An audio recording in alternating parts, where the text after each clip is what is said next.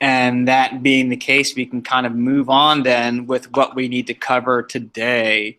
It's a little bit long. It's a little bit long, but it's still it's pretty good information, and it really kind of sets us up for what's going to be the actual Revolutionary War. All right.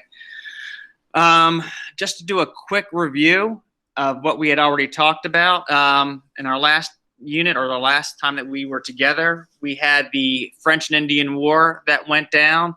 The British were helping the Americans, or the colonies were helping the British, however you want to look at it, defeat the French, looking at influence in North America.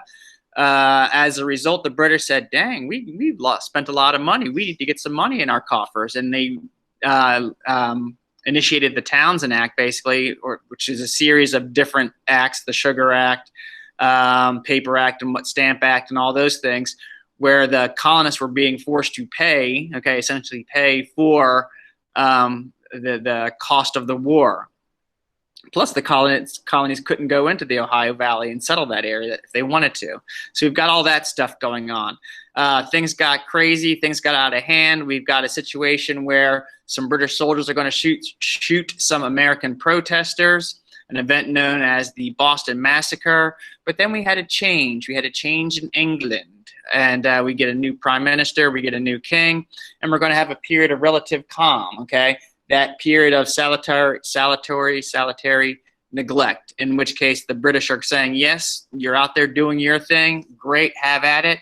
Just remember who's your daddy when it comes to economics. And the colonists were like, yeah, okay, cool. As long as we're able to do our thing, you guys do your thing, we'll all be happy. And we had a period of calm and happiness, all right? But that's not going to stop the British from continuing to look for smuggling. Yeah, it's not their #1 priority, but if they happen to catch smugglers or know of smuggling, they're going to do something to intercept. And we've got this one ship known as the Gaspee, okay? And the captain of the Gaspee he takes his orders a little bit to an extreme, all right?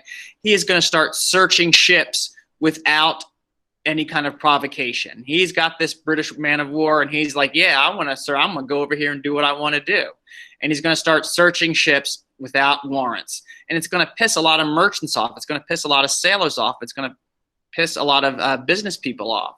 What's going to piss him off even more, all right, when his ship needs supplies, he's not going to pull into port and then, pay for these supplies. He's going to send his crew members ashore in little raiding parties and take what they need, all right? We need more bacon. Oh, let's go ahead and steal 5 hogs from this farmer over here. And that's what he's going to do. Again, pissing off a lot of colonists as to what is going on and with the Gaspee. But as we always know, that Miss Love sent me a text message and it got me distracted. I apologize. That karma is out there. Always know that karma is out there. So what's going to happen is the Gaspee is going to run ashore right off the coast of New England, all right? It's going to hit some rocks, going to get a little bit too close in, hit some rocks, and the colonists are going to be like, yeah, turnabout is fair play. And so they themselves put together a little bit of a raiding party. They go out there and they raid the ship. All right, nobody's here. We're going to take all the supplies off of this that we can. Then we're going to burn the ship down, all right? The crown, England, the king, whoever the powers may be, are not going to be very happy with this act. It's one thing that they're throwing snowballs at troops, that they're doing little bits of mini vandalism and burning people in effigy. Okay, that's not a real person that's being burned. It's just a representation of a person. Burning people in effigy, that's one thing. But once you destroy a warship, now you've gone a little bit too far. Now you've gone to go a little bit too far. So the response is going to capture the folks that were involved with this, or some of the folks that were involved with this, okay, for sure. And they're going to try them in England, not in the colonies amongst a jury of their peers, but way back in England, okay, or way over in England. Think about it, okay? You're a colonist who is being dragged over to England, where they don't really care too much about you to begin with, and you're going to be charged for a major and capital crime. What do you think the outcome of that trial is going to be? Is it going to be a good outcome, or is it going to be a bad outcome? And if you say it's going to be a bad outcome, you'd probably be right. And that's going to piss the colonists off. These guys don't have a chance at a fair trial. And so what's going to happen is that a lot of colonists are going to start getting together, not a whole heck of a lot, but just enough of the high people in the high places, and they're going to form what are known as Correspondence Committees. Thank you, Samuel Adams, for getting this thing off the ground. And what these folks are going to do, they're going to recognize that, yeah, as independent colonies, we like our own business and doing our own thing, but we don't know 100% what's happening with us and the other colonies. I don't know 100% what's happening with Philadelphia and England. Virginia doesn't know what's happening with Connecticut and England. And by being separate, we are not an effective group. We are not a cohesive unit. And we need to start communicating amongst each other, okay? We used to start communicating amongst each other so that folks will know exactly what's happening and they can prepare for what may be coming down the pike.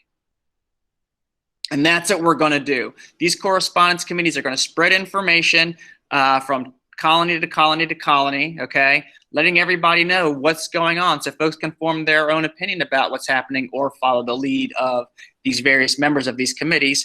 It is almost like modern day Twitter, regular social media, okay? These guys are communicating out what's happening. Someone gets the tweet, oh, dang, this is what's going on in Philadelphia. This is important, you know? Hey, guys, see what's happening in Philadelphia? We need to get together and talk about this and plan in case it happens here in Boston. It's that kind of a thing that's going on. And as with all sorts of national movements, okay, they start locally. They start on the small end and then kind of expand out. If you look at the Black Panther Party, I'm fast forwarding a whole bunch of generations here, okay? Started off in Oakland as kind of a civil defense thing in Oakland, spread out to become this national organization. Black Lives Matter movement started off, you know, initial protest in St. Louis and has kind of spread and evolved to become, dare I say, an international type of a movement, all right? Start small, start locally, grow globally. That was the kind of idea behind this. And they're going to be successful, okay? And so as this is going on, we've got the Gaspee affair going on. There's going to be some other changes in England during this time period as well, okay? The old prime minister who was favorable towards the colonies, not going to be around anymore. Enter Lord North, the new prime minister, all right? And he is a pro-England kind of a prime minister. He is so pro-England, in fact, that when the British East India Company comes to him and says, hey, Lord North, we are in trouble, okay? We've done mismanaged our finances. We've not been paying attention to stuff. We've been having too many parties, you know, not keeping track of our books the right way. We're going to go under, all right? Lord North is like, well, you're too big to fail. We can't have this happen. Same thing's going to happen in the United States, okay, in the 2000s when banks like Citibank and not Wachovia anymore, Wells Fargo, okay, got involved in some shaky business. The government's going to say, ooh, you're too big to fail. We've got to bail you out. And that's what the Prime Minister, Lord North, is going to do, all right? He's going to try and bail them out. Well, how's he going to bail them out? He's going to raise taxes on tea, okay? Raise taxes on tea in the colonies. So you got a colonist over here and say, I don't know nothing about no British East India Company, yet I'm paying higher taxes for my tea? This is ridiculous. We already don't have any representation in England, and now we've got to pay higher taxes on tea? No way. Oh, wait a second. I've got a plan. I know exactly what I'm going to do. I'm not going to buy British tea. Plain and simple. Life is good. I'm going to buy Dutch tea. Let the British see what they can do with that. And the British are going to say, oh, dang, they're not buying any more British tea. We've got a plan. We're going to take that tax off the tea. Congratulations. You guys don't have to worry about the tea and tax anymore. And what they are going to do instead is to cut out the middleman, to cut out the merchant, all right? The guy that imports the tea. Now the British East India Company can sell directly to the local shop. The local shop. Now this is big because how the local shops used to get tea in the past was they would go to the import person, okay, who brought the tea in from Great Britain and the British East India Company, and then they would distribute it out to everybody else, all right? Now that guy is gone. So all of a sudden, I used to be an import person, or I am an import person. And now you're saying that this doesn't have to come through my door anymore, that they can sell directly to the merchants or directly to the customers? Hold up, wait a minute. Now you're trying to squeeze me out as an individual, okay? I'm over here, and all of my fellow merchants are over here, and we're not too happy. So you know what we're going to do? We're going to get together and we're going to show you, England. Yeah, that's what we're going to do. We're going to show you, okay? How do they show the English? They dress up like Indians.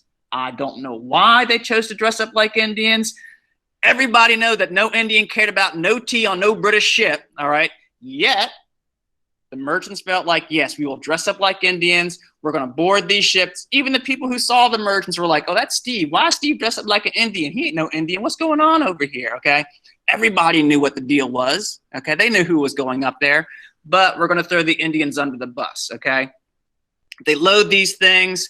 They go onto the ships, and they take all the tea that's on these ships, okay, and they throw it into the harbor. 342 chests worth of tea, all right? Destroy it. Event that became known as the British Tea Party. Lord, not the tea, not the tea. They destroyed all the tea, all right? That's going to cause some serious problems in a few minutes that we'll talk about, all right? But so far, we've got this tension growing up between the colonies and England, all right? The colonies who are arrested in the Gaspee affair, they're going to England to face trial. Not good, all right? Colonists also start to recognize that, hey, what's happening up in Boston could happen down here in Philadelphia, could happen in Virginia. We need to communicate with each other. We need to know what's going on. So don't you think that when this Tea Act came down, that the folks down in Philadelphia were like, I see it, okay. And the folks in Boston were scribbling away, letting everybody know what's going on, all right? So everybody's getting a little bit worked up over here because of the unfair treatment, all right? So, and here's my favorite question of the day, all right? Think about it. You got these colonial patriots, all right, who destroyed personal property, private property, all right, to protest unjust law. They're protesting the Tea Act, okay? Yet they are heralded as heroes, all right? Are their actions justified? Okay, are their actions justified? And as you think about this, fast forward to yesterday, last week, this summer, okay, and you get people who are protesting unjust systemic, I won't say laws, okay, but systemic practices.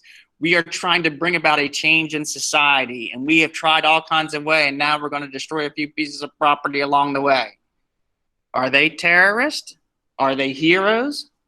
Kind of wonder, don't you? It makes you wonder, doesn't it? All right. So the king, as I mentioned earlier, actually, let me pop out of here really quick and just make sure nobody has any questions about anything. And I don't see questions. I don't see questions. All right. So again, just a quick reminder, guys, as I go back into everything, make sure you're taking a look at the daily attendance quiz. Make sure we got that all squared away. All right. Let's go back to what was happening in England. Like I said, the king is not so happy with the colonists and the destruction of property. He is going to send 2,000 or 200 troops. The number doesn't matter. He's going to send federal troops into your local town, to your local community. I'm going to send these troops over to New England, and we're going to show these Massachusetts protesters just who is boss. Okay, that's what he's going to do. Sending federal troops into your town. Sounds kind of familiar. The colonists are not going to be happy, okay? These series of laws that the king is going to also pass during this time period, known as the Coercive Acts, okay, or the Intolerable Acts, depending on where you're from, are going to really, really get under their skin.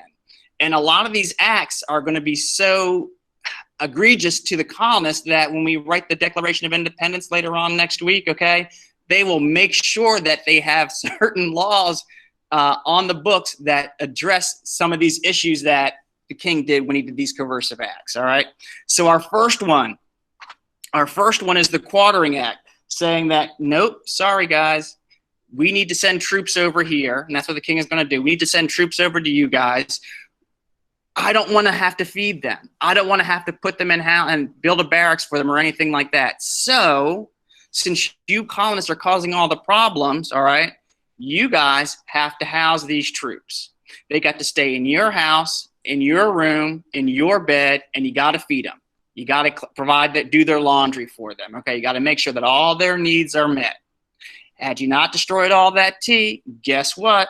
There wouldn't be a problem. All right. So the colonists are going to be like, "What? This is crazy." The next big thing, and this one just affects Boston, is that they're going to have the Boston Port Act. All right. All of you merchants who felt like you needed to dress up like Native Americans, okay, and destroy things, you wanted to keep doing import, export, and do your trade? Nope, can't do it anymore, all right? I'm shutting down the trade in Boston Harbor. Certain necessities can come in, but for the most part, done deal, all right? The Massachusetts Government Act. Boston already lost its charter under the Townsend Act. Well, guess what? Your government's no more, all right? You're basically becoming a police state under control of the British military. Not going to make folks very happy. And then we've got my favorite, the Administration of Justice Act, which means that any British officer who is accused of a capital crime in the colonies, destroying personal property, murder, something along those lines, they're not going to be tried here in the colonies. Nope, nope, nope, nope, nope. They're going to be sent back to England to stand trial. So if I'm a colonist and I go over to England to stand trial, I pretty much know it's a death sentence for me, all right? A British soldier being sent back to England to stand trial will probably be acquitted. Will probably get off and just go somewhere else to work, all right?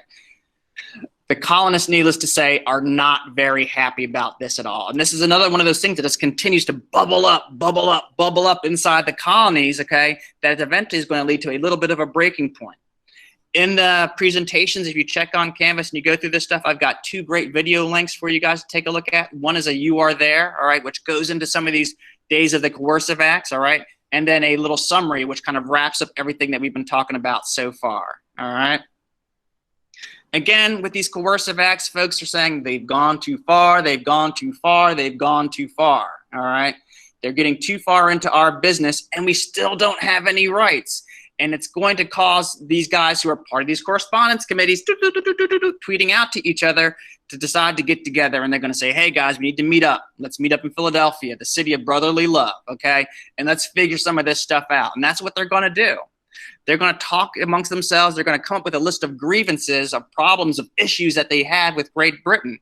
And as opposed to just having this list sitting there and not doing anything about it, they're going to send it to the king, okay? It's going to be known as the Olive Branch Petition. They're going to send it to the king. The king is going to have a chance to read this and address some of their concerns. Their hope is that the king will see this and be like, oh, yeah, okay, I recognize the error of my ways, okay? We're going to make some changes. You guys are actually A-okay. No, not going to happen. The king is going to be like, yeah, okay, that's me tearing up this petition piece, and tear it up, all right? Pushing the colonists into a corner, so to speak, pushing them into a corner. But we're not there yet. We're getting closer. We're getting closer. Because if you think about it, actually, I'm going to jump over this. All right. We are a colony of individuals who are of British descent, okay, for the most part, of British descent. Most folks feel a loyalty towards the crown, all right? Even those guys who are setting this Olive Branch petition, they want to make amends with England, okay? They want to get back to the way things should be or were back in the good days and how things should be moving forward, all right? But they are becoming a little bit more worked up. And some of them are saying, you know what? Skip this. We need to go ahead and do our own thing.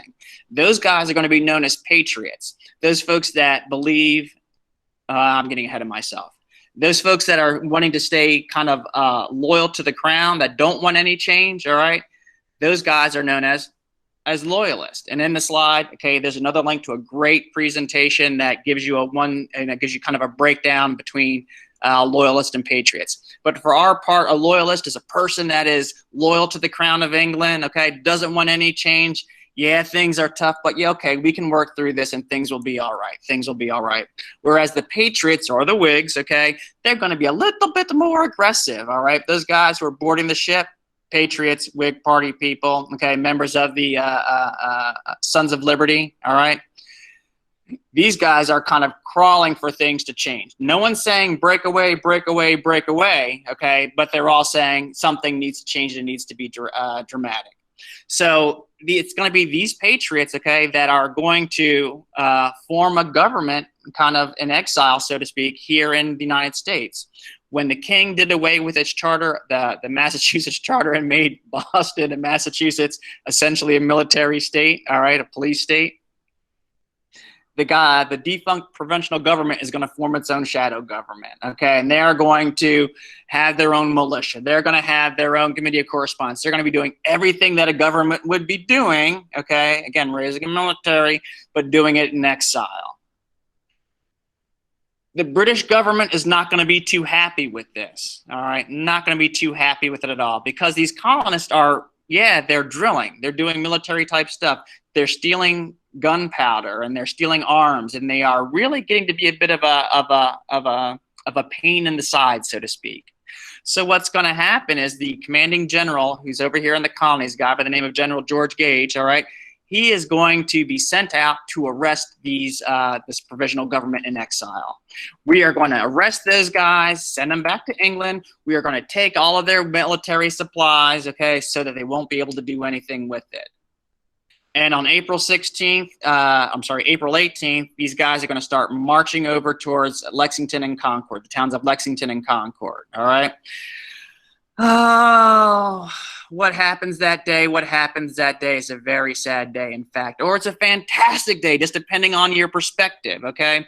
The British are marching over there. They know what they're going to do. They don't really want to fight. In fact, they are not anticipating a fight at all. They figure if we roll up here with big numbers, okay, the colonists are going to kind of disappear. They're going to, kind of fade away, all right? Maybe they'll take all their stuff with them as they run, okay? Maybe they won't. What they didn't anticipate was a number of patriots, okay, minutemen, that are standing there as they come to the town of the town of Lexington, all right, and they're going to oppose them. They're going to stand off against the British. The British are like, do you see this? Yeah, them colonists, they got a little bit going on, or so they think. There's only about, 100 over there of those guys, and we got about 700 over here. Man, we don't have to worry about any fire! We don't know who yelled fire, okay? And they wasn't talking about a fire down the street, okay? Nobody's cow kicked over a lantern or anything. They heard fire in terms of go ahead and pull the trigger, and that's what's going to happen. We're going to have a exchange of fire between the British and the colonial troops. Yeah, the British have got 700 people. What's going to happen? The colonists will pop off a couple of shots, and they're going to fall back. Now the British war machine goes into full effect, and they are going to do what the British war machine does. They're going to march into into Lexington, okay?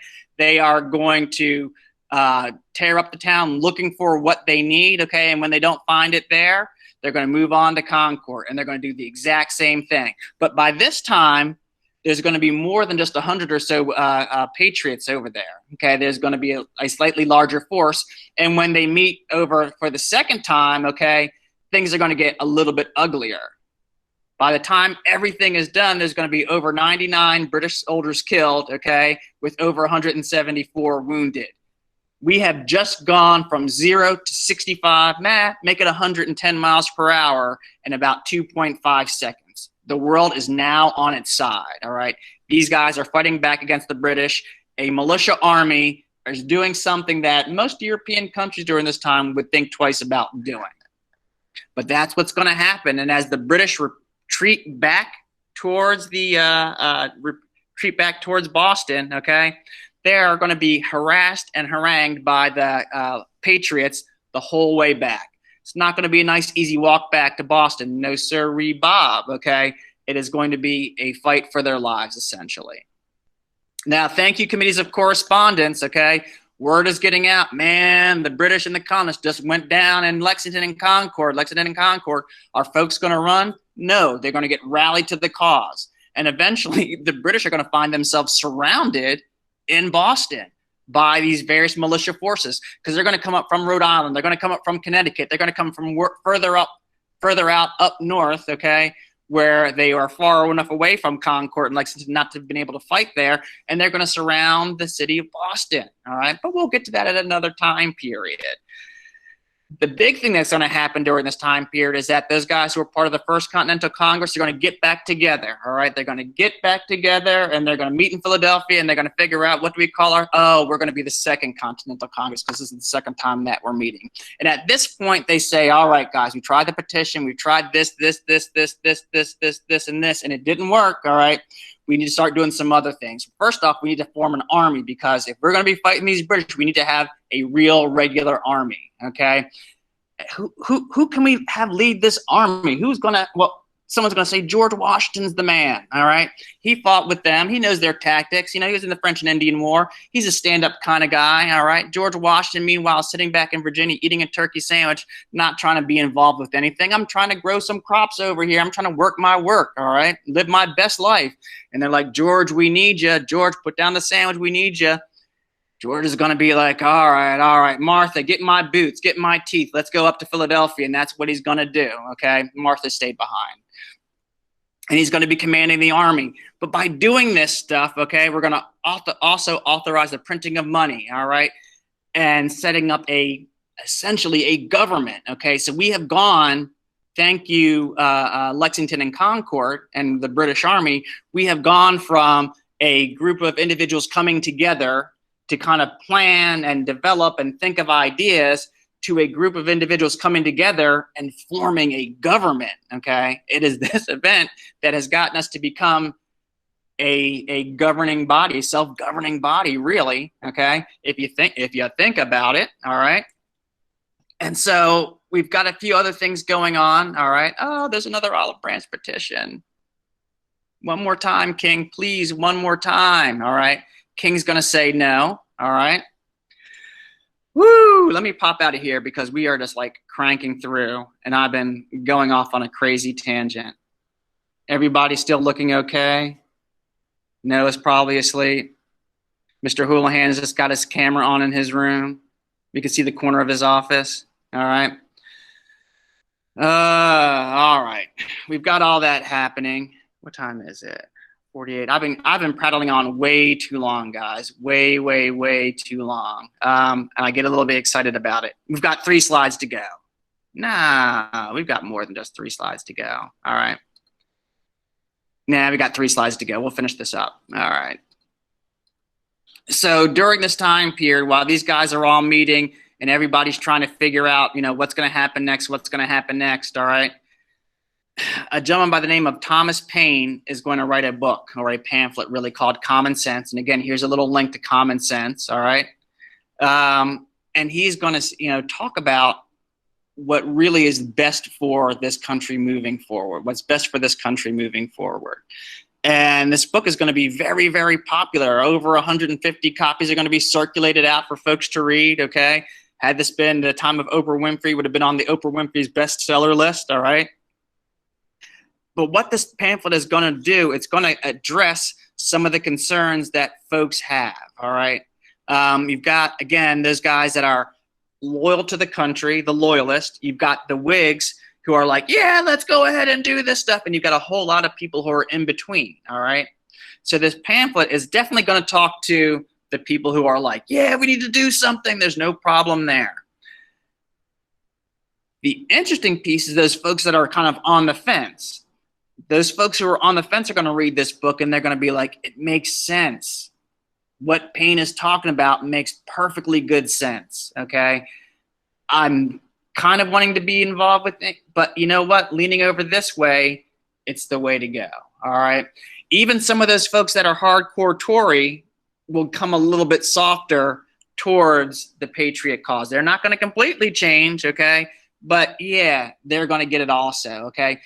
More importantly, okay, you're going to have to wait till tomorrow to find out what more importantly is going to happen with this book, Common Sense. Sorry. No, not really. You guys need a break right now, I'm sure. All right.